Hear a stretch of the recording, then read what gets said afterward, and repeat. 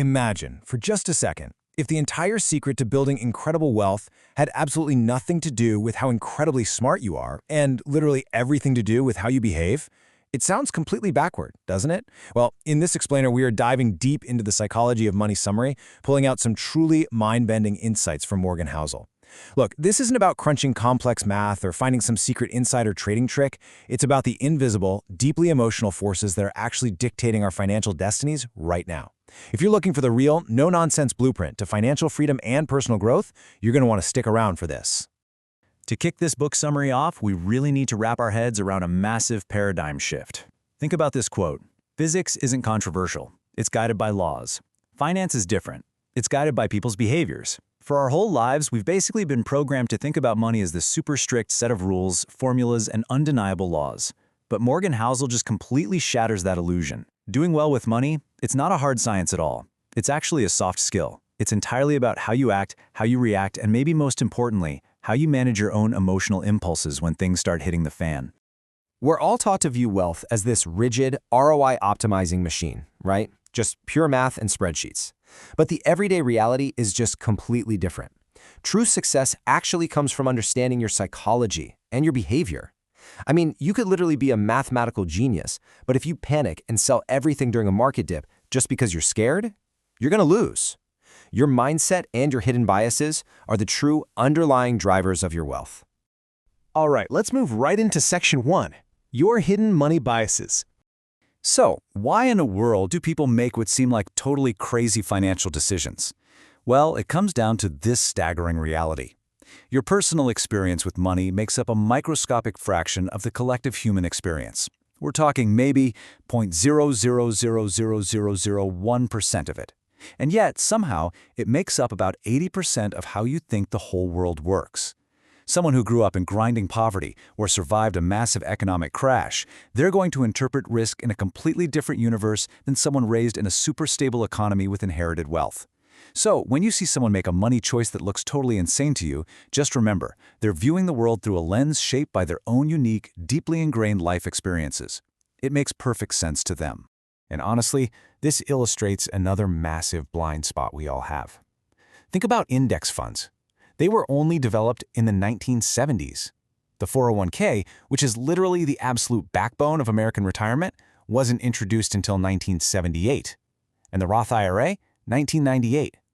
On top of our incredibly limited personal worldviews, we are all collectively inexperienced. We're playing this incredibly high-stakes game with tools that have existed for less than 50 years. We haven't had centuries to master this stuff. We're all essentially just beginners trying to navigate a brand new financial landscape. Which brings us nicely to section 2, luck, risk, and success. One of the absolute most powerful life lessons in this whole explainer revolves around two unavoidable hidden forces that completely dictate our lives, yet we almost never actually want to talk about them. Let's look at one of the most famous examples of success out there, Bill Gates. Was he smart? Absolutely. Was he incredibly hardworking? Without a doubt. But he also had a literal 1 in a million stroke of pure luck. He just happened to attend one of the only high schools in the entire world at that time that had a computer. The conditions of our lives define the opportunities we get. Effort is absolutely crucial, for sure. But luck is the silent partner in literally every massive success story. But here's the thing. You cannot talk about luck without talking about its dark sibling, risk. Contrast Bill Gates with his close friend Kent Evans. Now, Kent was equally brilliant, shared the exact same passion for computers, and was totally destined to build Microsoft right alongside Gates. But tragically, Evans died in a super rare mountaineering accident before graduation. They basically fell on two extreme ends of a 1 in a million spectrum. Gates experienced extreme luck, while Evans experienced extreme risk. Both of these forces are completely outside of our control, yet they dictate absolutely everything. And this brings us to a really crucial realization. Not all success is due to hard work, and not all poverty is due to laziness. Man, that is a monumental shift in how we view the world, isn't it?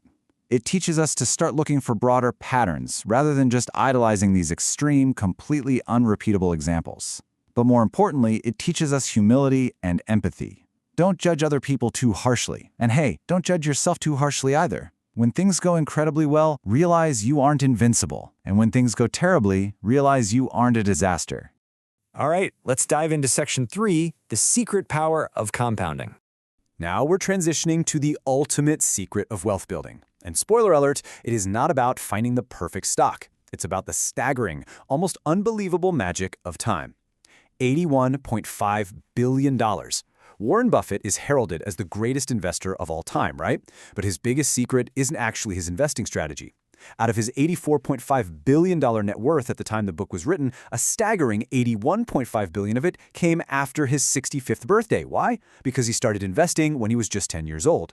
His secret isn't just getting astronomically high returns, it's getting decent returns sustained over a phenomenally long period of time. Time is the ultimate multiplier.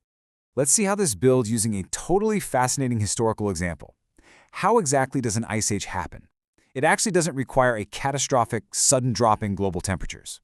First, a slightly cool summer leaves just a tiny little sliver of ice that doesn't melt.